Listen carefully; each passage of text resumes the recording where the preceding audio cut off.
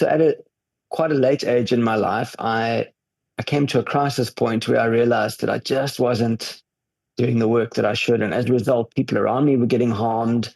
I wasn't feeling good about myself. So I met someone who was very kind ultimately to me and um, suggested that I go and get help.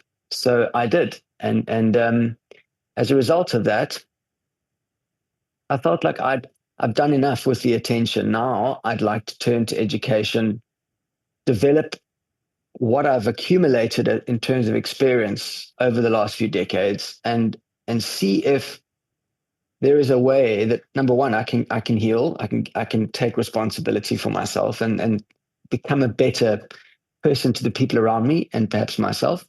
And then, but the other thing is, I've spent a lot of years talking to strangers and trying to put them into one connected group called an audience. Oh, yeah. So could I maybe combine education, research, and start to maybe give back some of that information in a more structured way, more than a show? Because you come to a show, you connect, you laugh together, and you go home. And then you don't really, that's the end of that.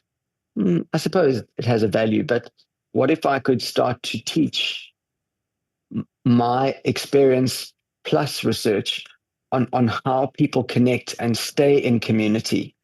So I studied and I did a thesis on this idea of why is it that I've experienced in all my years of taking briefs as a comedian, because I had lots of corporate comedy, a broken relationship between particularly Black talent and white power in the South African boardroom.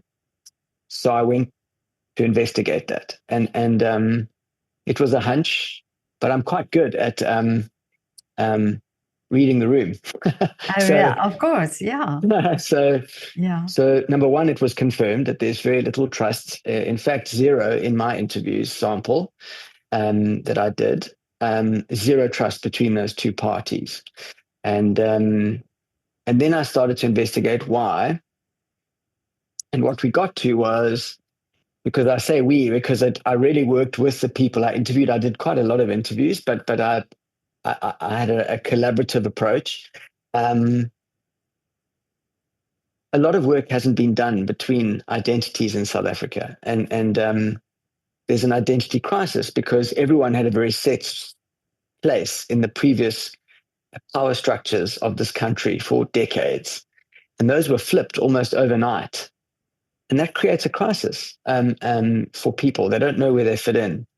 And so as we all discover um, who we really are, so you can see there's a mirror here with my own life and Yeah.